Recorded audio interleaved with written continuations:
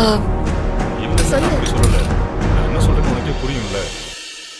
நமக்கு 1000 பிரச்சனை இருக்கும். அதெல்லாம் உள்ள யாருங்க அந்த ஆளு? இவனெல்லாம் எங்க போய் பார்ட்னரா பிடிச்சாங்க? நாங்க எங்க புடிச்சோம்? அவனா ஷேரை வாங்கிட்டு வந்து எங்க கம்பெனிக்குள்ள வந்து உயிரை வாங்கிக்கிட்டு இருக்கான். என்னது? உங்க கம்பெனியா? அச்சச்சோ, ஃப்ளோல பதில் சொல்றேன்னு இப்படி மாட்டிக்கிட்டே ரஞ்சினி. சரி சரி சமாளிப்போம். எங்க கம்பெனி நான் சொன்னேன். நம்ம கம்பெனின்னு சொல்றதுக்கு பதிலா எங்க கம்பெனின்னு சொல்லிட்டேன் போல.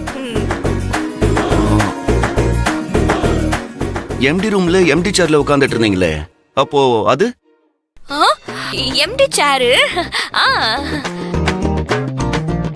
அது சேரு சரியில்லைன்னு சொன்னாங்களா, அதான் அதுவே ஆடிக்கிட்டே இருந்துச்சு.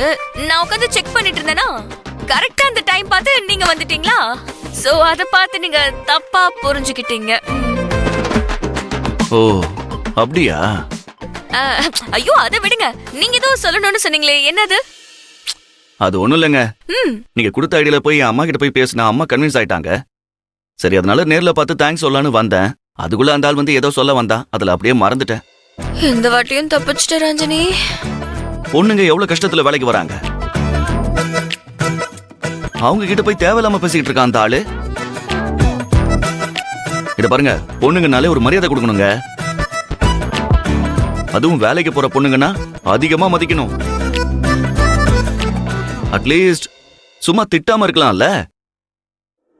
இதெல்லாம் ரொம்ப தப்புங்க.